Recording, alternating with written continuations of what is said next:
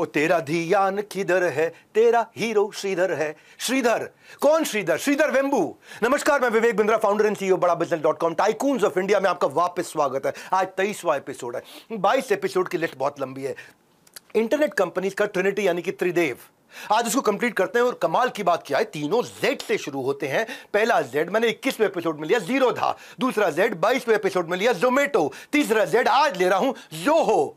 कामत का मैथ और डिपेंडर की डिलीवरी आपने देख लिया। श्रीधर के बिजनेस की मजबूत जड़ों को समझेंगे, कैसे एक आदमी ने बिना किसी से लोन लिए फंड उठाए, बाजार में बूटस्ट्रैप्ड अपने आप प्रॉफिटेबल बना के भारत की सबसे बड़ी प्रॉफिटेबल यूनिकॉर्न बना दी। इनके सास और सीआरएम ऐसे हैं जैसे टीवी पे सास और बहू छाए रहते हैं, हमेशा डिमांड में रहते हैं, लोग उनसे चिपक जाते हैं। ऐसे इनके सास बेस्ड प्रोडक्ट से लोग पूरी डिटेल में बताऊंगा आपको कि कैसे श्रीधर को बनाया गया गोट ऑफ एंटरप्रेन्योर बोला गया भारत के अंदर। गोट मतलब क्या? वही ग्रेटेस्ट ऑफ ऑल टाइम्स। इन्होंने ठान लिया, चाहे जो भी हो बैंक से लोन ले लूंगा, चाहे जो हो बैंक से लोन ले लूंगा, चाहे जो हो इन्वेस्टर के पास नहीं जाऊंगा, चाहे जो हो फिर जो हो बन जाएगा और जो हो का वो देखा जाएगा, जो होगा वो देखा जाएगा। ये बन गया जो हो। क्या है जो हो? हाँ, और जो बना वो हम सबने देखा कि गांव से खड़ी करी, अरबों की company, most profitable bootstrap, profitable, repeatable, धंधा भी रिपीटेबल, सस्टेनेबल, लंबे समय तक स्केलेबल, बहुत ज्यादा स्केल किया, सेल्फ फंडेड। जोहो आज इसकी बात कर रहे हैं। पहली ऐसी बूटस्ट्रैप कंपनी जिसने 10 करोड़ यूजर बना लिए पूरी दुनिया के अंदर।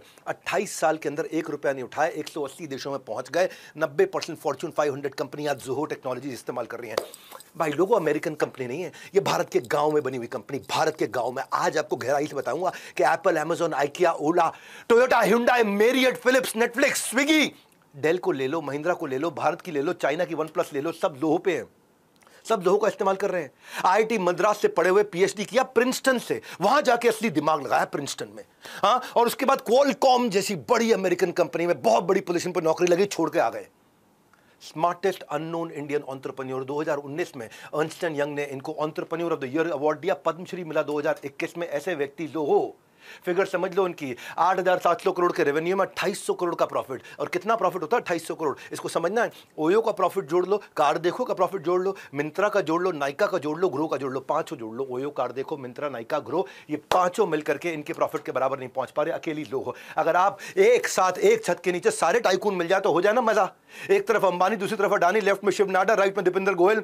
शार्क टैंक के सेट पर भी केवल 4 या 5 शार्क की एक्सपर्टीज मिलती है। मेरे प्लेलिस्ट में 22 तो ऑलरेडी आ चुके हैं, 52 हो जाएंगे पूरे प्लेलिस्ट में। 1 नहीं, 2 नहीं, 10 नहीं, 20 नहीं, 52 दिग्गज दूंगा 52 हफ्ते के अंदर, हर संडे को। एमबीए से ज्यादा गहरी पढ़ाई, चाहे वो जीरोधा हो, उदय कोटक हो, सुनील भारती मित्तल एयरटेल की हो, JRD Tata, Azim Premji, Mukesh Ambani, Rakesh Jhunjhunwala, tycoons of India की प्लेलिस्ट पे जाओ और सारे वीडियोस को डेप्थ तक देखो, डेप्थ तक। श्रीधर की बात कर रहा हूं, तेरा ध्यान किधर है?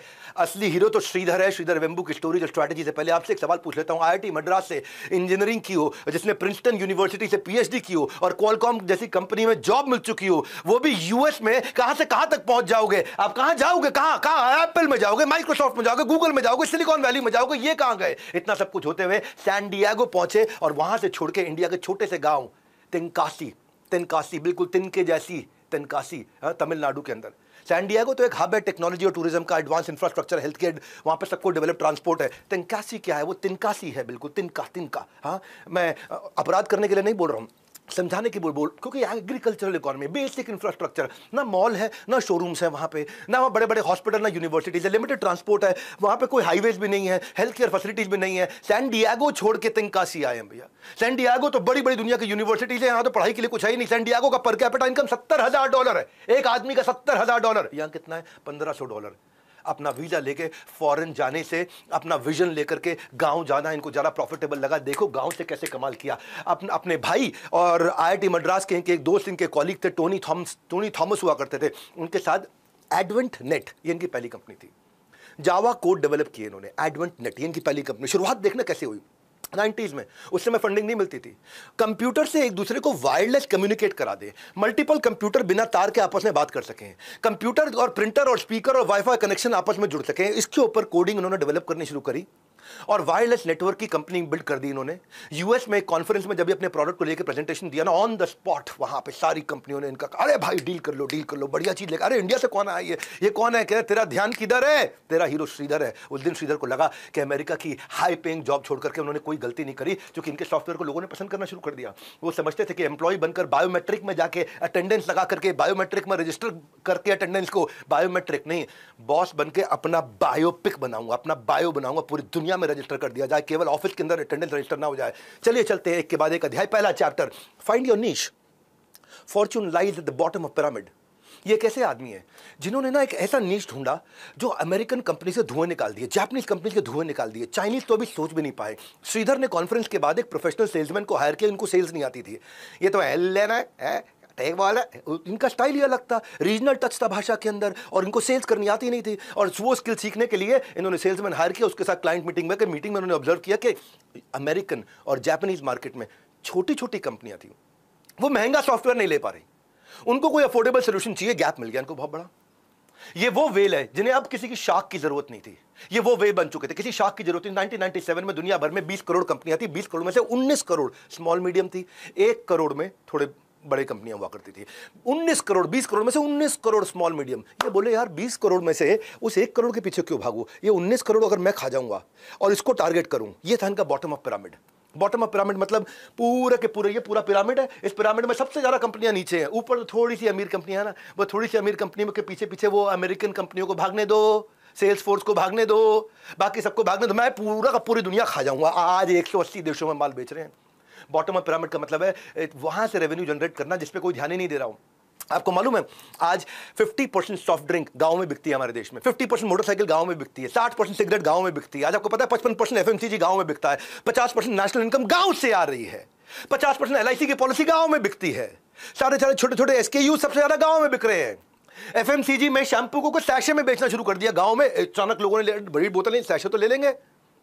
प्रीपेड सिम आ गए, टाटा नैनो आ गई, छोटू कूल छोटा सा फ्रिज आ गया गोदरेज का, मैं कालू टिक्की बर्गर आ गया, कोका कोला रिटर्नेबल बोतल 8 रुपए की। ये क्या है सोल्यूशन, कोई गांव के हिसाब से बना दे तो मार्केट बहुत बड़ी मिल जाएगी। प्रोडक्ट तो अब तैयार कर रहे थे, सोच रहे थे कस्टमर के पास कैसे जाऊं, कैसे प्रोडक्ट की ब्रांडिंग के लिए फंड तो है नहीं मेरे पास में, मार्केटिंग का एक्सपीरियंस है नहीं मेरे पास में, मैं तो गांव से निकल के आया। चलो ठीक है, प्रिंसटन में पढ़ाई करी, लेकिन मेरा दिमाग खुराफाती था पढ़ाई का, मैं बातचीत करने में एक्सपर्ट नहीं था, किसी एक्सपर्ट को हायर करने के लिए पैसे भी नहीं है मेरे पास। अब स्मॉल मीडियम बिजनेसेस को मीटिंग करना, उनको ढूंढना बड़ा मुश्किल काम था। इन प्रॉब्लम को एड्रेस करने के लिए उन्होंने क्या किया, कुछ स्ट्रैटेजीज फॉलो करी। इन्होंने सबसे पहले क्या सोचा, नेटवर्क इज नेटवर्थ।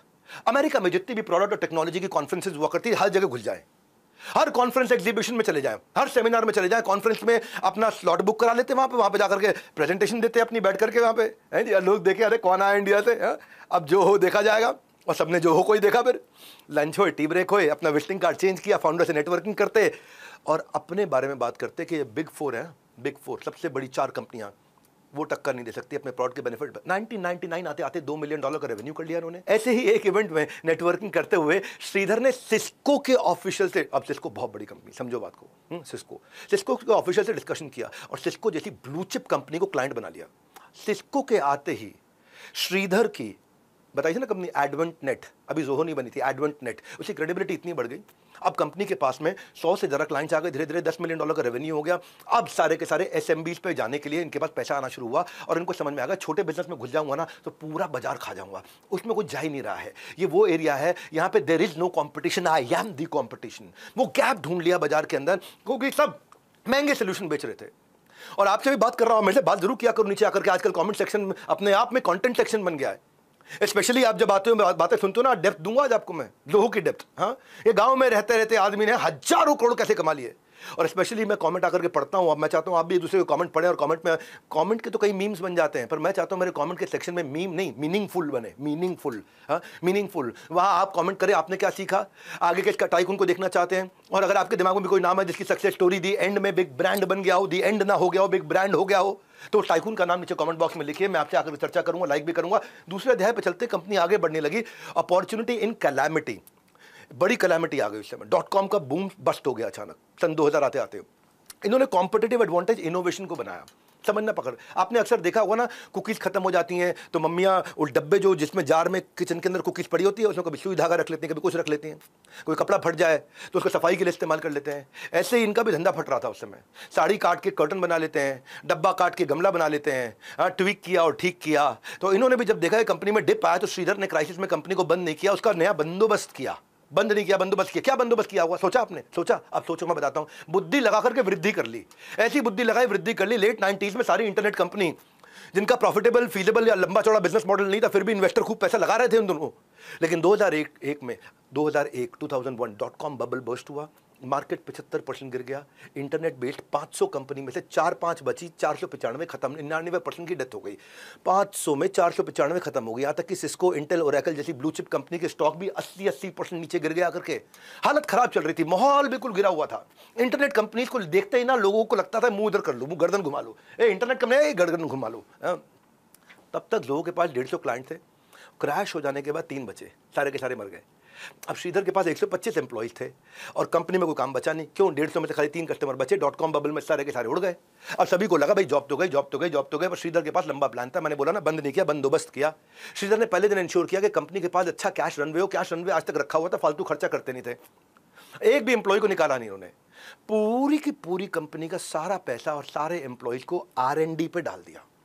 बोले तैयारी करते हैं, जब ये वेव उठेगी तो हम पूरी तरह तैयार होंगे। जिस समय ये जो है ना बर्स्ट जो हुआ है, ये बर्स्ट जब बूम की तरफ जाएगा तब तक मैं इतना तैयार होना चाहिए। R&D से पूरा रिसर्च एंड डेवलपमेंट टेक्नोलॉजी को लेकर अंदर लग गए। कमाई नहीं हो रही लेकिन प्रोडक्ट को नया ऐसा बना देते हैं। R&D जोहो का फोकस एरिया तब से बना हुआ है। सेल्स फोर्स दुनिया की सबसे बड़ी कंपनी है, आपको पता है, CRM के लिए, ERP के लिए।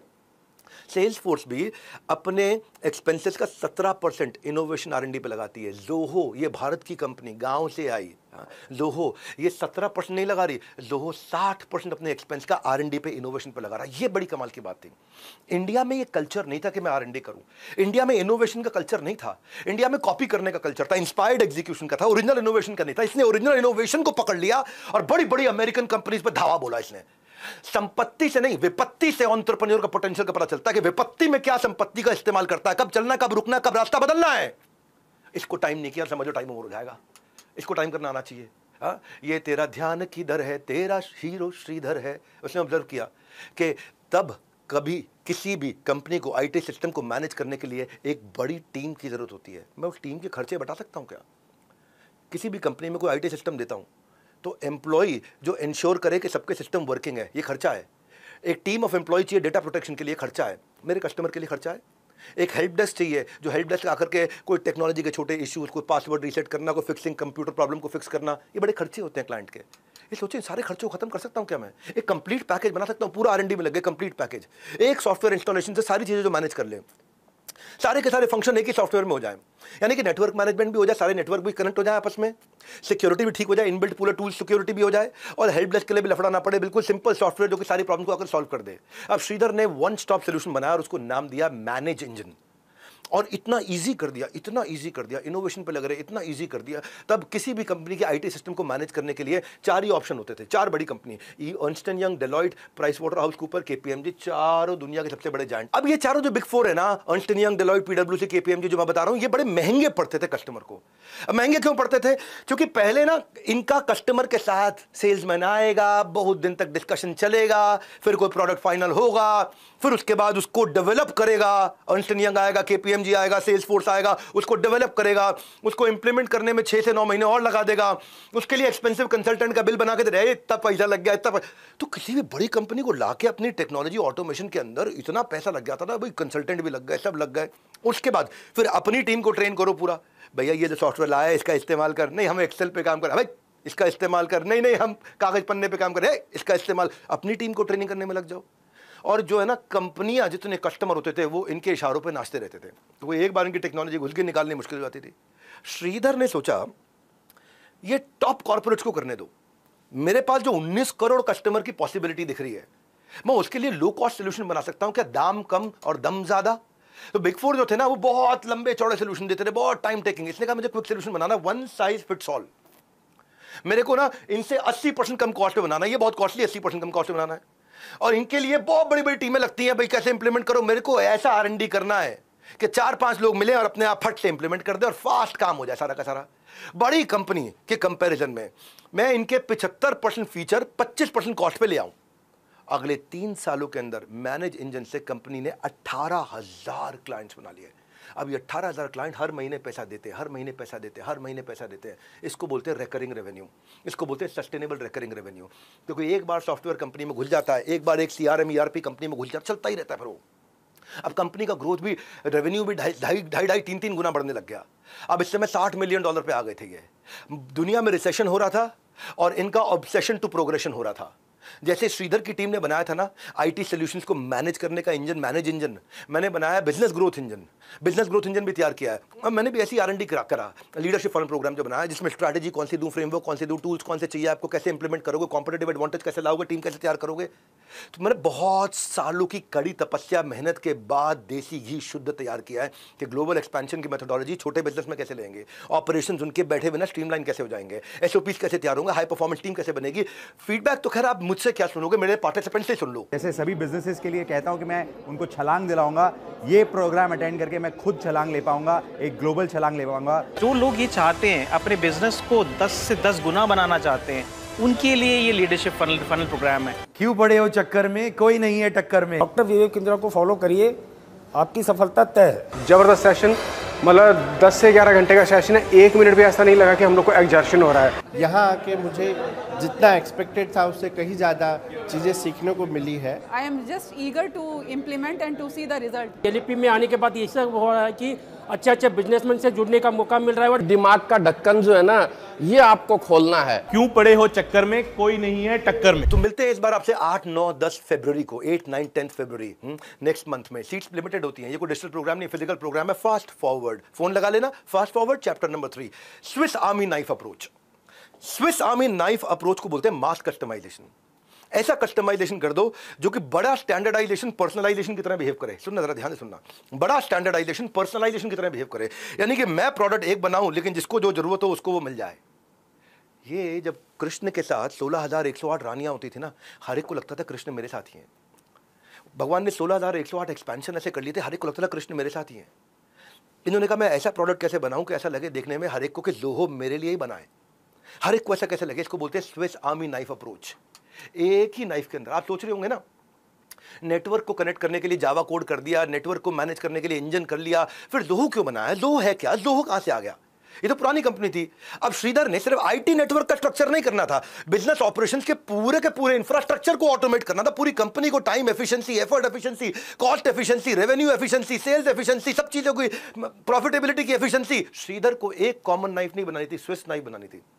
13 टूल होते हैं स्विस नाइफ में, कभी देखिए स्विस नाइफ, फोटो में दिखा रहा हूँ, 13 टूल होते हैं। उसी स्विस नाइफ के अंदर ब्लेड भी होगा, उसी में ही कैंची भी होगी, उसी के अंदर पेचकस भी होगा, स्क्रू ड्राइवर भी होगा, उसी के अंदर 100 समझते हो आरी वो भी होगा, उसी के अंदर बॉटल ओपनर भी होगा, उसी के अंदर मल्टी टूल्स होंगे, मल्टी यूज का पैकेज का और प्रॉफिट अनेकों चीज़ों का। किसी आदमी को 13 में से 2 चाहिए, वो पूरी 13 का खरीद लेता है। श्रीधर ने ऑब्जर्व किया, ये छोटे बिजनेसमैन है ना, छोटे बड़े कॉर्पोरेट नहीं, इनके कुछ बड़े कॉमन इश्यूज होते हैं। कंपनी में different department and different company के डिफरेंट सॉफ्टवेयर इस्तेमाल करने पड़ते थे, उसको एक कैसे कर दूं। HR वाले अलग यूज करते हैं, फाइनेंस वाले अलग यूज करते हैं, सेल्स मार्केटिंग वाले अलग यूज करते हैं, उसको एक कैसे कर दूं। हर सॉफ्टवेयर को इंस्टॉल, इंप्लीमेंट और उसकी मेंटेनेंस के लिए एक्सपेंसिव एक्सपर्ट और कंसल्टेंट की जरूरत ना पड़े तो और इजी हो जाएगा, सब ले लेंगे। और सॉफ्टवेयर की परचेज और इंस्टॉलेशन के लिए टीम ट्रेनिंग में 3 से 6 महीने लग जाते थे, मैं क्या 3 हफ्ते में कैसे कर दूं, और इजी हो गया। भैया अब जो हो देखा जाएगा, और जो हो बन गया और सब ने देख लिया। सब होने के बाद भी सॉफ्टवेयर एक दूसरे के साथ कंपैटिबल नहीं होते। अब अकाउंटिंग की टैली चलता है, सेल्स के अंदर कोई एक्सेल यूज कर रहा है, सेल्स का कोई यूज कर रहा है, HR वाले कोई HRMS यूज कर रहे हैं, एक दूसरे से कंपैटिबल नहीं होते हैं। तो मैं ऐसा क्या करूं? और ये अलग अलग इतने महंगे पड़ने लग जाते हैं कि लोग उनको अफोर्ड नहीं कर पाते। इन सारी प्रॉब्लम का सलूशन श्रीधर ने मास कस्टमाइजेशन से मिला। बोला ना स्विस नाइफ, एक सुपर सॉफ्टवेयर बनाएंगे। तो अब इसने एक सुपर सॉफ्टवेयर की तैयारी कर ली।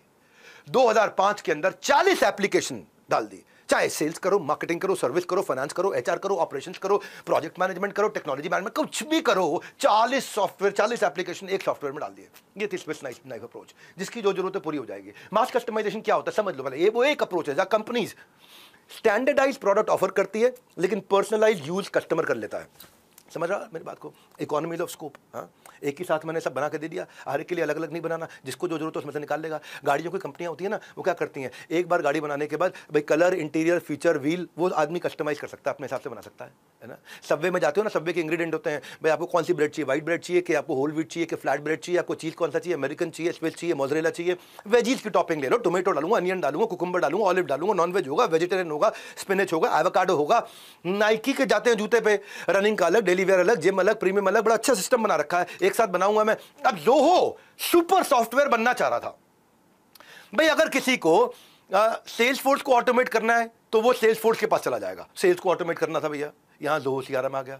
ईमेल मार्केटिंग के लिए लोग गोल्ड माइन पे जाते थे, मार्केटिंग ऑटोमेशन के लिए एलेक्वा पे जाते थे, एचआर के लिए वो ओरेकल एचआर पे जाते थे, अकाउंटिंग के लिए क्विक बुक्स पे जाते थे, ईआरपी के लिए सैप पे जाते थे। इन्होंने सब कुछ अपना खुद ही बना दिया। Zoho CRM, Zoho mail, Zoho marketing, Zoho people, Zoho books, Zoho creator. मैंने बोला ना 40 एक साथ कर दिए। मैसेजिंग तक के लिए लोगों को टीम्स या आउटलुक पे जाना पड़ता था, मेल्स के लिए जीमेल याहू पे जाना पड़ता था, डॉक्यूमेंट के लिए एक्सेल शीट पे जाना पड़ता था, पीपीटी के लिए पावर पॉइंट स्लाइड पे जाना पड़ता था, स्टोरेज के लिए AWS Amazon web service, Google drive उस पे जाना पड़ता था। इन्होंने सब कुछ खुद ही बना दिया अपना Zoho click, Zoho mail, Zoho sheet, Zoho show, Zoho work drive. अब क्या मैंने बोला आपको 40 ये बनाया इन्होंने, एक सुपर ऐप, एक सुपर सॉफ्टवेयर। बाकियों को 6 महीने लगेंगे इंस्टॉल करने में, ये 30 दिन के अंदर कर दूंगा। कॉम्प्लेक्स नहीं रखूंगा, बिल्कुल यूजर फ्रेंडली रख दूंगा, और सब एक दूसरे के साथ कंपैटिबल नहीं होते, इनको एक दूसरे के साथ जोड़ना आसान कर दूंगा। बस बस बस। अब क्या था, ज़ोहो के 1/3 प्राइस पे लगभग सारे के सारे फीचर दे दिए उसने, 1/3 प्राइस पे। ज़ोहो के मुकाबले अमेरिकन कंपनी सेल्सफोर्स बहुत चला करती थी, पर नोल डाइव हुआ, ठुक गया पूरा बाजार अमेरिका के अंदर। सेल्सफोर्स का हालत खराब कर दी भारतीय कंपनी ने जो गांव से निकल के आई। ऐसे समझा लेता हूं, सेल्सफोर्स में अगर आपको 25 एम्प्लॉय के लिए सॉफ्टवेयर लगाना ना $3000 पर मंथ लगते थे, ज़ोहो के अंदर $1000 पर मंथ में काम होता था, 1/3 कॉस्ट के अंदर। ज़ोहो के बनने से सिर्फ कस्टमर को नहीं, ज़ोहो की कंपनी को भी ऐसे फायदे हुए। ज़ोहो पहले और बाद में बिल्कुल बदल चुका था। ज़ोहो पहले लिमिटेड कंपनी को टारगेट कर पाता था, अब सारे के सारे सोल्यूशन के कारण इसका जो है ना वो 19 करोड़ का विजन रखा था, वो टारगेट कर पा रहा था। ज़ोहो को अब क्या हो गया, इसके लिए कस्टमर कॉम्पिटिटर के पास स्विच कर जाता था पहले, क्योंकि कॉम्पिटिटर के पास ऑप्शन हुआ करती थी। अब इतना एग्जिट बैरियर बना दिया कि एक ही जगह पे 40 सोल्यूशन, जो मर्जी जब मर्जी जैसे मर्जी। कैप्टिव कस्टमर बेस हो गया, और सस्ते के सस्ता। अब क्या है, जो आदमी पहले जीरा पे हुआ करता था, गूगल पे होता था, ड्रॉप बॉक्स पे होता था, वो 78% लोग मूव कर गए ज़ोहो पे। ज़ोहो के पास मार्केट बढ़ गया। सुनो जरा, एक बात, मेरी बात ध्यान से सुनना जरा। आगे बढ़ने से पहले एक सवाल कर लूँ आपको, एक सवाल कर लेता हूँ। अभी कुछ दिन पहले टाइकून्स ऑफ इंडिया की सीरीज के अंदर प्लेलिस्ट देखते हो आप, टाइकून्स ऑफ इंडिया, जो भारत में जिन लोगों ने ब्रिलियंस से अपने बिलियंस कमाए हैं, उसमें एक टाइकून पे केस स्टडी बनाई थी, जिन्होंने अभी अभी हमारे प्राइम मिनिस्टर का इंटरव्यू भी लिया है, जिसको साउथ की सरकार ने काफ़ी बुरा भला भी कहा है। वो प्राइम मिनिस्टर का इंटरव्यू किसने लिया था, वो कौन से हमारे टाइकून थे? दीपेंद्र गोयल थे, निखिल कामत थे, अजीम प्रेमजी थे, गौतम भाई अडानी थे। किसने प्राइम मिनिस्टर का इंटरव्यू लिया है? नीचे कमेंट बॉक्स में बताइएगा, पता तो चले आप देखते कि नहीं देखते हैं। आगे बढ़ते हैं, ज़ोहो की कहानी अब उड़ने लगी हवा में। रिपीटेबल प्रॉफिटेबल बिजनेस पे चला गया, सॉफ्टवेयर एज सर्विस पे चला गया। चैप्टर नंबर 4 है। रिपीटेबल प्रॉफिटेबल बिजनेस क्या है यहाँ पे? प्रोडक्ट तो बन गया था, अब समय आ गया था प्रोडक्ट से प्रॉफिट बनाना था। और प्रॉफिट नहीं, I am so sorry, recurring profit बनाना था। ना रेकरिंग प्रॉफिट नहीं, I am so sorry, sustainable recurring profit बनाना था। ओ नहीं, I am again sorry, increasingly sustainable recurring profit बनाना था। एक प्रोडक्ट को कस्टमर एक बार बेचो, और ये एक प्रोडक्ट कस्टमर को बार बार बेचो। श्रीधर का सॉफ्टवेयर का नेटफ्लिक्स बनना है। एक बार लगा दिया नेटफ्लिक्स छोड़ता नहीं आदमी, बार बार रिन्यू करेगा, मंथली एनुअली प्रॉफिट तो आता रहेगा, अनइंटरप्टेड प्रॉफिट आता रहेगा। क्या होता है सॉफ्टवेयर एज सर्विस? कोई प्रोडक्ट बेचोगे, सॉफ्टवेयर एज सर्विस, फर्क समझाता हूं। Software as service recurring revenue, product को वन टाइम सेल करोगे, दोबारा बेचने जाना पड़ेगा। यहां पे बार बार कस्टमर एक्विजिशन की कॉस्ट नहीं है, बार बार कस्टमर नहीं लेना, क्योंकि एक बार कस्टमर आगे पैसा देता ही रहेगा। और प्रोडक्ट क्या है, जितनी बार कस्टमर लाना उतनी बारी मार्केटिंग करनी पड़ेगी, एडवर्टीजमेंट करनी पड़ेगी, होर्डिंग बैनर लगाना पड़ेगा, टीवी पे ऐड लगाना पड़ेगा, बहुत खर्चा पड़ जाता है इसमें। तो इन्होंने कहा भैया मुझे गांव में रहना है, एक बार बेचना और खूब जिंदगी भर पैसा कमाना है। तो इन्होंने इजीली स्केलेबल बना दिया, क्लाउड बेस्ड कर दिया। अब यहाँ स्केल नहीं कर सकते आप, कस्टमर को बार बार नए लाइसेंस या नए अपग्रेड करने ही पड़ते हैं। कस्टमर रिटेंशन और कस्टमर रिटेंशन में ही बहुत बड़ा फर्क है। सॉफ्टवेयर एज सर्विस में कस्टमर लंबे समय तक रुकता है, टिकता है, और उसमें तो भैया बार बार दिक्कत होगी, रेगुलर इंटरवल पे फिर से माल बेचना पड़ेगा। श्रीधर ने ऑब्जर्व कर लिया, अगर वो SaaS सॉफ्टवेयर एज सर्विस इस पे काम करते हैं तो मेरा एनुअल रिकरिंग रेवेन्यू लंबा हो जाएगा। एनुअल रिकरिंग रेवेन्यू से क्या होता है भाई, प्रेडिक्टेबल है, इतने पैसे आने वाले हैं, रिकरिंग रेवेन्यू अगले 12 महीने में इतना आने वाला है। ये मेरी फाइनेंशियल परफॉर्मेंस को बिल्कुल इंडिकेट करता है, और इससे कंपनी की वैल्यूएशन बहुत बड़ी हो जाती है। श्रीधर ने रियलाइज कर लिया कि पोटेंशियल इसी के अंदर है, और ज़ोहो को क्लाउड प्लेटफॉर्म पर तैयार किया। अब अगली बड़ी चुनौती आने वाली थी। अगली चुनौती थी कि मैं और कस्टमर कैसे अट्रैक्ट करूं और उनको कैसे रिटेन करूं, प्रेडिक्टेबल रेवेन्यू स्ट्रीम कैसे बिल्ड करूं जो कि कंसिस्टेंट और रिकरिंग हो जाए, लॉन्ग टर्म कस्टमर लॉयल्टी कैसे लेकर के आऊं, कस्टमर एक्विजिशन कॉस्ट को और कैसे घटा दूं, कस्टमर की लाइफ टाइम वैल्यू को और कैसे बढ़ा दूं। तो श्रीधर ने उन्हें अट्रैक्ट करने के लिए multiple low cost pricing options ला दिए। बोला इसको बेचना आसान कर दूं, कंपनी छोटी है ना, स्मॉल मीडियम बिजनेस है, कंपनी छोटी है, बेचने के अलग अलग तरीके करता हूँ। मल्टीपल प्राइसिंग मॉडल लेके, एक है फ्लैट रेट। फ्लैट रेट का सिंगल प्लान है। अमेजॉन का एक प्लान होगा 1499 का, उसी के अंदर अमेजॉन क्या होता है, अमेजॉन प्राइम बोलते हो, जानते हो प्राइम के बारे में। 1499 में फास्ट डिलीवरी भी है, प्राइम वीडियो भी है, प्राइम म्यूजिक भी, एक्सक्लूसिव डील भी है, सारी चीज़ें मैंने सिंगल में डाल के दे दिया आपको। तो लोगों ने भी एक फिक्स अमाउंट ले लिया, 40 के 40 सॉफ्टवेयर एक साथ दे दिए, ये हो गया फ्लैट रेट पहला। लेकिन फिर दूसरा भी लेके आया टियर्ड मॉडल। हाँ, टियर्ड मॉडल क्या, जैसे नेटफ्लिक्स है भाई, मोबाइल पर लोगो तो 149 रुपये का, बेसिक लोगो 199 रुपये का, स्टैंडर्ड लोगो 499 का, और प्रीमियम लोगो 699 का, 649 का। तो ये क्या होगा, ये टियर्ड होगा। तो इन्होंने भी टियर्ड कर दिया भाई, कुछ लोगों को तो फ्री में दिया, $0, $39, $79, $199। अब इससे क्या है, मैं और जो नहीं आ पा रहे थे कस्टमर तक उनको भी ले आऊँ, छोटे वालों को भी ले आऊँ, बाद में अपसेल करता रहूँगा। टियर्ड मॉडल एक दे दिया, प्रीमियम मॉडल जो और छोटा बिजनेस है उसको इजी एंट्री दे दो, फ्री में आ जाने दो, थोड़ी अपनी फ्री में लीड ड्राइव करें दो, उसको पहले मजा चख लें दो, स्वाद आ जाएगा एक बार स्वाद आ जाएगा, तो उसके बाद क्या, फिर वो फ्री से प्रीमियम पे आ जाएगा, प्रीमियम, फ्री प्लस प्रीमियम। तो ऐसे फ्री प्लान लॉन्च कर दिए $0 पर मंथ। और उसके बाद में फिर क्या किया, फिर धीमे धीमे उसको $400 पर मंथ पे लेकर के आए। वहाँ से कई कस्टमर आने लग गए, जो बहुत छोटे थे वो यहाँ से घुस गए। फिर एक है कि जी नहीं, मैं जो है ना जी, यूजेज बड़ी कम है मेरी। अच्छा, तुम्हारी यूजेज ही कम है, तुम इतनी छोटी कंपनी हो, मैं प्रीमियम लूंगा लेकिन यूजेज कम है, कोई बात नहीं। जैसे AWS होता है, अमेजॉन वेब सर्विस, इनका जितना स्पेस लोगे उतना पैसा लेंगे। iCloud होता है, गूगल ड्राइव होता है, जितना स्पेस इस्तेमाल करोगे उतना ही पैसा लेंगे, उससे ज़्यादा नहीं लेंगे। इन्होंने भी क्या कहा, जितना तुम यूज़ करोगे उतना पैसा दे दो, उससे ज़्यादा मत दो। हाँ, जितनी वैल्यू तुम लोगे उतना वैल्यूएबल मुझे दे दो फटाफट से, कोई समस्या नहीं। करते करते फिर इन्होंने यूज़र बेस्ड मॉडल डाल दिया। मतलब वो सब ठीक है, हमारे यहाँ लोग ही 5 हैं। अच्छा, 5 ही लोग हैं, चलो 5 लोगों के हिसाब से दे देता हूँ तुम्हारे को। जैसे जूम होता है ना, नंबर ऑफ यूज़र पे चार्ज करता है, इसने कहा नंबर ऑफ यूज़र पे भी दे देता हूँ ऑप्शन। इसने कस्टमर को एक्वायर करने के लिए 40 आइटम का बहुत बढ़िया सुपर सॉफ्टवेयर तैयार कर दिया था। अब प्राइसिंग में चेंजेस ला करके अलग अलग प्रकार से गेम को बढ़ाया। भाई लोगों, एक बात बोलूं, सब कहते हैं कि किसी का सीक्रेट इधर से उधर नहीं बताना चाहिए, फिर भी बता देते हैं। सुना आपने, इसका सीक्रेट नहीं बताओ, उसका सीक्रेट नहीं बताओ, किसी को बताना मत, हाँ, किसी को बताना मत, लेकिन फिर भी बता देते सब कुछ। कोई चुपका रहता है। भाई लोगों, जैसे अंदर की खबर का पता चलती है तो लोग फोन घुमाते हैं, तुझको मालूम, तुझको मालूम, तुझको मालूम, new story has come and new story has become talk of a town till the time another story come, that story remains the talk of a town, the new story come, that become talk of a town. तो सब खबर फैलाते रहते हैं। अब भाई इतने बड़े टाइकून की खबरें मैं दे रहा हूँ, सीक्रेट आपको दे रहा हूँ, तो अपने तक क्यों रखते हो? ये सक्सेस मंत्रा को, खबरें जो आपको मिल रही हैं इसको सब तक पहुँचाओ, सबको बताओ, क्योंकि फ्री है। वीडियो को जितना हो सके उन लोगों तक पहुंचाओ जिसको इसकी ज़रूरत है, जो बिजनेस में आगे बढ़ना चाहते हैं। लेकिन मैं आपके साथ और आगे बढ़ने से पहले एक सवाल और कर लेता हूं, नीचे जरा मिलते हैं आकर के। आगे बढ़ने से पहले लर्निंग चेक कर लूं। फूड डिलीवरी तो जोमेटो करता था, 10 मिनट में ग्रोसरी डिलीवरी के लिए दीपिंदर गोयल ने कौन सी कंपनी एक्वायर करी थी जो कि ग्रोसरी भी डिलीवर करती है, जिसके कारण जोमेटो बहुत बड़ा हो गया। वो कौन सी कंपनी है जोमेटो की? जेप्टो है, बिग बास्केट है, ब्लिंकिट है या इंस्टामार्ट है? 4 में से कौन सी है? 4 ऑप्शन दिए नीचे, फटाफट से आंसर बताओ। हाँ, फूड डिलीवरी से ग्रोसरी डिलीवरी के धंधे में कौन घुसा था? जेप्टो, बिग बास्केट, ब्लिंकिट या इंस्टामार्ट? आंसर बताओ मुझे। चलते हैं फास्ट फॉरवर्ड। 5वीं स्ट्रैटेजी, ये जानोगे तो मजा आ जाएगा। क्या बोले? थिंक बी ग्लोबल और एक्ट बी ग्लोबल। हाँ जी, थिंक बी ग्लोबल और एक्ट बी ग्लोबल, लेकिन रहूंगा कहां? लोकल। है जी, ये थोड़ी डिफरेंट स्ट्रैटेजी है। Think global, act global, but stay local. है जी, think global, act global, stay local. क्या मतलब हुआ? जियो आर्बिट्राज। जियो आर्बिट्राज कैसे किया? लोगों की सबसे बड़ी मार्केट तो अमेरिका में थी, पैसा सारा अमेरिका से कमाता है, यहां से अपनी सर्विस एक्सपोर्ट करता है, उनसे डॉलर लेके आता है, भारत की इकोनॉमी को मजबूत बनाता है। 50% रेवेन्यू इसका यूएस से आ रहा है, सारी सिलिकॉन वैली की बड़ी बड़ी कंपनियां इसकी है। और क्या बोला? 90%, 80-90% ऑफ फॉर्च्यून 500 कंपनी इन्हीं के पास है।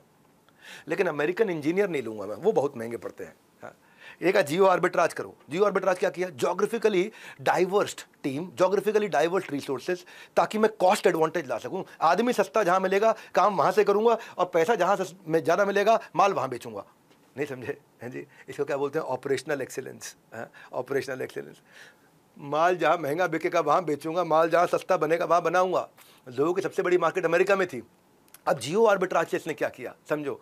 जो इंडियन टेक कंपनी है उसमें टीसीएस भी इसका इस्तेमाल करती है, इन्फोसिस भी करती है, विप्रो भी करती है, एचसीएल भी करती है। इंडिया में ह्यूमन रिसोर्स यानी कि मैन पावर यानी कि आदमी यानी कि बंदा सस्ता मिलता है तो धंधा बहुत महंगा हो जाता है, बढ़िया हो जाता है। तो ताकि मैं अपनी कॉस्ट को कम कर सकूं, जोहो एक स्टेप और आगे थे। ये नहीं कि मैं इंडिया में बनाऊंगा यहां तो रुक जाऊंगा, नहीं नहीं। आप क्या सोच रहे थे? दिल्ली में, गुड़गांव में, मुंबई में, पुणे में, हैदराबाद में, बेंगलुरु में? नहीं भैया, ये गांव में खोलते अपने 2/3 सेंटर सारे के सारे गांव में। है जी, इनका हब क्या रहेगा? हब एंड स्पोक मॉडल बना दिया। 2/3 तो बिल्कुल एकदम 500-600 एम्प्लॉय थोड़े बीच के शहर में काम करेंगे, बाकी सबको बोलेंगे अपने अपने गांव में काम करो। और इजी कर देता हूं, Tier 2 सिटी, बहुत छोटा शहर, उसको बना दिया हब। और स्पोक छोटी छोटी छोटी छोटी छोटी 500 लोग गांव में बैठ के काम कर रहे हैं। आज कंपनी के पास में 5 हब और 25 स्पोक है। 25 स्पोक ज़्यादा है गांव में। कैसे करें? अब इससे मैं ये ईस्टर्न यूपी में जा रहे हैं, बिहार में जा रहे हैं, वहाँ टेक्नोलॉजी सिखा रहे हैं, उधर IT जाइंट्स तैयार कर रहे हैं। मैं आपको समझा देता हूँ, इसको ऐसे समझो आप। माइंडट्री और ज़ेनडेस्क भी टेक्नोलॉजी के काम करते हैं और ज़ोहो भी करता है। तीनों का कंपैरिजन में बात समझ में आती है। एम्प्लॉय बेनिफिट की कॉस्ट क्या है? जो ज़ोहो जो तनख्वाहें बांट रहा है केवल अपने रेवेन्यू का 31% बांटता है। माइंडट्री 65% उसका खर्चा हो जाता है खाली तनख्वाहें बांटने में, और ज़ेनडेस्क का 70% खर्चा हो जाता है खाली एम्प्लॉय को तनख्वाहें बांटने में। तो ज़ोहो 50% से ज़्यादा पैसा तो बचा लेता है एम्प्लॉयज़ की तनख्वाहों में, है जी। इसीलिए ज़ोहो का मार्जिन सबसे ज़्यादा 44%, माइंडट्री 18% और ज़ेनडेस्क तो बेचारी लॉस पे -13% चल रहा है। वो तो अभी तक कैश बर्न ही कर रही है। अच्छा, इसका और फायदा क्या है? इसका फायदा एम्प्लॉयज़ को भी है। एम्प्लॉय जो गांव में बैठ के काम कर रहा है वो 20,000 रुपये महीना उसका खर्चा आ रहा है, और जो एम्प्लॉय सिलिकॉन वैली में बैठ के काम कर रहा है 4.5 लाख रुपये महीना खर्चा आ रहा है। 20,000 रुपये महीना, 4.5 लाख रुपये महीना, गेम चेंज हो गया ना। पर्सनल डिस्पोजेबल इनकम बढ़ गई। अब वो एम्प्लॉय मजे से, है जी, वो 70% सैलरी का फालतू उड़ा सकता है जी, कहीं उड़ा, कोई दिक्कत नहीं है। कहाँ काम कर रहा है? जब तो जो हो देखा जाएगा, मैं जो हो मैं काम करता हूँ। और यहाँ सिलिकॉन वैली में 15% भी अपनी सैलरी का उड़ा नहीं सकता। तो पर्सनल डिस्पोजेबल इनकम, यानी कि आप जियो आर्बिट्राज, यानी कि ऐसी ज्योग्राफी में जाओ जहाँ से मेरा खर्चा बहुत घट जाए लेकिन कमाई मेरी उठती रहे, बढ़ती रहे। बड़ा बेनिफिट क्या हो गया? इनको लोग छोड़ के नहीं जाते, एट्रिशन नहीं होता। क्यों? क्योंकि उनके गाँव के इलाके में, अब दरभंगा में कौन सी IT कंपनी नौकरी देगी? समझ रहे? समस्तीपुर से आए हैं भैया, कहाँ से आए? समस्तीपुर से आए, भागलपुर से आए। अब वहाँ पर कौन नौकरी देगा IT? और जो अपने गांव में रह के पिताजी खेती भी कर रहे हैं और बढ़िया हरियाली में लेके आम तोड़ के खा रहे हैं, आम चूस रहे हैं, और साथ साथ बिल्कुल लगे हुए लैपटॉप पर काम कर रहे हैं। एम्प्लॉय ज़ोहो को छोड़ के नहीं जाते इस चक्कर में। कॉम्पिटिटर का एट्रिशन 20-25%, ज़ोहो का एट्रिशन एम्प्लॉय छोड़ के नहीं जाए केवल 6%। यानी कि ज़ोहो के 94-93% एम्प्लॉय टिकते हैं, बाकी कॉम्पिटिटर्स के 70 से 75% एम्प्लॉय टिकते हैं। दो के एम्प्लॉय छोड़ के नहीं जाते। देखो, मैं जानता हूँ भाई, मेरे वीडियोस बड़े होते हैं और मैं चाहता हूँ टाइकून्स की सीरीज जो देखे वो अपनी प्रॉब्लम्स का सोल्यूशन लेकर के जाए। मैं लंबे वीडियोस देता हूँ, है ना, सबको सोल्यूशन देता हूँ, बिजनेस के सोल्यूशन देता हूँ। बस ये जो बेचारा मेरा एडिटर वीडियो एडिट कर रहा है ना, इसको सोल्यूशन नहीं दे पाता, क्योंकि उसको समझ में नहीं आता वीडियो में काटूं क्या। काटने लायक कुछ होता ही नहीं है मेरे वीडियो में, एडिट करने के लिए कुछ होता ही नहीं, कौन सा पार्ट काट ले, और काटना भी क्यों है, हा? देखो, या तो सोच हो या वीडियो हो, बड़ी है तो मतलब कुछ बेहतर है। सोच ही बड़ी होनी चाहिए और मेरा वीडियो भी बड़ा होना चाहिए, क्योंकि मैं शॉर्ट्स में नहीं श्योरिटी में बिलीव करता हूँ, और श्योरिटी तभी आएगी जब क्लैरिटी आएगी। तो वो क्लैरिटी से सीखो। Chapter number 6, social entrepreneurship, cultivating talent. कैसे टैलेंट कल्टिवेट किया, कैसे इतना सस्ता मैन पावर उनको मिल गया। आपके मन में सवाल क्यों नहीं आया कि दरभंगा में कैसे IT के आदमी मिल रहे हैं, हाँ, भागलपुर में कैसे, समस्तीपुर में कैसे मिल रहे हैं। श्रीधर का सबसे बड़ा चैलेंज था, इंडियन को जब हायर कर रहे हैं तो इंडियन का टॉप कॉलेज से आदमी लो तो सीधा 3 लाख 4 लाख 5 लाख रुपये महीने देना पड़ता था, और बहुत बड़ी बड़ी सैलरी देनी पड़ती थी। बड़े इंजीनियरिंग कॉलेज से लेके आओ तो भी महंगा, कंपटीशन से लेके आओ तो भी महंगा। श्रीधर ने क्या किया? श्रीधर को इतना करोड़ों रुपया खर्च करने की जगह इसने ज़ोहो का एक R&D सेंटर बना दिया, लर्निंग सेंटर। हाँ, और अदरवाइज क्या होता, महंगा आदमी लाओ, 2 साल वो यहाँ सीखेगा और फिर चला जाएगा, उतने में मैं उसके साथ कमाई नहीं पाऊंगा। हर 2-2 साल में आदमी छोड़ छोड़ के भाग रहा है जैसे उधर। तो बाकी टेक कंपनी की जगह इन्होंने टॉप BTech या MTech गोल्ड मेडलिस्ट हायर करने बंद कर दिए। श्रीधर ने कहा मैं टॉप कॉलेज टॉप सिटी में जाऊंगा ही नहीं, मैं क्या करूंगा, मैं गांव में जाऊंगा और वहां पे अपॉर्चुनिटी दूंगा यूथ को, वहां पे उनको ट्रेन करूंगा, वहां उनको अपलिफ्ट करूंगा, उसको इंजीनियरिंग हो या ना हो, हाँ, मैं उसकी लॉयल्टी ले जाऊंगा, क्योंकि कोई और तो नौकरी उसको देगा नहीं। श्रीधर की फिलॉसफी थी कि अपना ही डेवलपमेंट करो टैलेंट का, अपना ही। खेतों से जुड़े हुए इंसान थे, किसानी से जुड़े हुए इंसान थे, अपना ही खेत, अपना ही आम के पेड़ लगाया करते थे। अब आम का पेड़ एक बार लगा दो, 2-4 साल तक आम नहीं आएगा, लेकिन जब आएगा तो 100 साल तक मिलता रहेगा। क्या किया? ज़ोहो यूनिवर्सिटी बना दिया, गांव से लड़के लेके आए, 18 महीने वहाँ पे इसको ट्रेन करें। हाँ, अब वो पढ़ा लिखा नहीं है, पहले साल तो उसको मैथ्स, इंग्लिश और रीजनिंग, कम्युनिकेशन स्किल और कंप्यूटर प्रोग्रामिंग सिखा देंगे, बेसिक जितने धंधे में जरूरत है वो सिखाएंगे। फालतू पूरी स्कूल की integration, differentiation, permutation, combination, higher algebra कुछ नहीं सिखाना, जो धंधे में जरूरी है वो सिखा देंगे। और 6 महीना उसके बाद 18 में से पहले 1 साल पढ़ाएंगे और 6 महीना अब उसको बिल्कुल क्या बढ़ देंगे, अप्रेंटिसशिप दे देंगे उसको ज़ोहो के अंदर। और जब वो ज़ोहो के अंदर इंटर्न की तरह काम करेगा तो क्या होगा, उस समय भी उसको 10,000 रुपये का स्टाइपेंड भी दे देंगे साथ में। कोर्स कंप्लीशन होने के बाद ज़ोहो में अच्छी नौकरी लग जाएगी उसकी। 2000 से ज़्यादा कैंडिडेट इन्होंने अपनी खुद की यूनिवर्सिटी में ट्रेन कर दिए, जिनके पास कोई फॉर्मल डिग्री नहीं है, और उन्हीं 2000 एम्प्लॉयज़ को ट्रेन करके आज पता है, मैं आपको उदाहरण देता हूँ, ज़ोहो का एक चौकीदार था, वो उस प्रोग्राम के लिए सिलेक्ट हो गया। आप ज़ोहो में इंजीनियर है वो। एक सरन बाबू परम शिवम थे, सरन बाबू परम शिवम, ये बेचारे को कंप्यूटर ऑपरेट करना नहीं आता था, स्विच ऑन ऑफ करना नहीं आता था, आज सीनियर प्रोडक्ट मैनेजर है ज़ोहो में। वैसे लोग कहाँ जाएंगे छोड़ के। हाँ, एक प्रेमा थी, तमिलनाडु के छोटे से गांव की, लुहार की बेटी, लुहार समझते जो लोहे से काम कर रहा, लुहार की बेटी, और घर वाले जल्दी में शादी करना चाहते थे 15-18 साल की उम्र में। कहीं कहीं रोज किलोमीटर चल के आया करती थी, इनकी यूनिवर्सिटी में आके सीखती थी। आज ज़ोहो में आईफोन ऐप की डेवलपर बन गई है। कैसे मैनेज किया इन्होंने। हाँ, धंधा तगड़े स्टेटस से नहीं, तगड़ी स्ट्रैटेजी से चलता है। बहुत डेप्थ देता हूँ मैं, ऐसे ऊपर ऊपर से मैं कहानी नहीं सुनाता। हाँ, स्ट्रैटेजी अगर स्ट्रांग हो तो बंदा गांव से ग्लोबल हो सकता है। साइकिल चला करके भी 50,000 करोड़ की कंपनी बना सकता है। आज भी साइकिल पे घूमते घूमते 50,000 करोड़ की कंपनी चला रहे हैं ये। आज तक किसी से पैसा नहीं लिया। आपने देखा होगा शार्क टैंक में उन शार्क्स एंटरप्रेन्योर्स जिसके लिए तालियां बजाते हैं ना, जो 5 साल से बूटस्ट्रैप्ड है, 5 साल से पैसा नहीं लिया, ताली बजाओ ताली बजाओ। जोहो ने 28 साल से ना बैंक से लोन लिया, जो हो देखा जाएगा, ना इन्वेस्टर से पैसा लिया, जो हो देखा जाएगा, ना किसी से फंडिंग ली, जो हो देखा जाएगा। आज जो हो बन गया है और जो है वो सब देख रहा है कि और कई कंपनियां उन्होंने एक्वायर कर ली। जोहो एंटरप्रेन्योर्स के लिए एक बड़ा एग्जांपल है। तो इसके लिए तो तालियां बनती है। नीचे आके तालियां बजाइए आप, और हो सके तो लाइक भी करिए, नीचे आके लाइक करिए, जोहो के लिए लाइक करिए। हाँ, अब तक हमने 3 प्रॉफिटेबल स्टार्टअप कवर किए हैं, जोमेटो, एक जीरोधा, एक जोहो। अब कमेंट में बताइए कि आपकी इन तीनों में से फेवरेट कौन है। अगर आपके दिमाग में कोई और टाइकून है, हाँ, जिसने अपने धंधे को बड़ा किया, तगड़ा किया, तगड़ा टाइकून, उसका नाम लिखिए, मैं उस पर भी आके वीडियो बनाऊंगा। सोच रहा हूँ पूरे बिरला परिवार पे एक बार वीडियो बनाऊं, मन में आ रहा है हल्दीराम पे भी वीडियो बनाऊं, पर आप जिस पे बोलेंगे उस पर जरूर बनाऊंगा। हमारे साथ जुड़े रहने के लिए, टाइकून्स ऑफ इंडिया की सारी सीरीज के सारे एपिसोड देखने के लिए, अगले लीडरशिप फनल के बारे में इंफॉर्मेशन लेने के लिए आप सबका हृदय की गहराई से प्रेमपूर्वक बहुत बहुत धन्यवाद।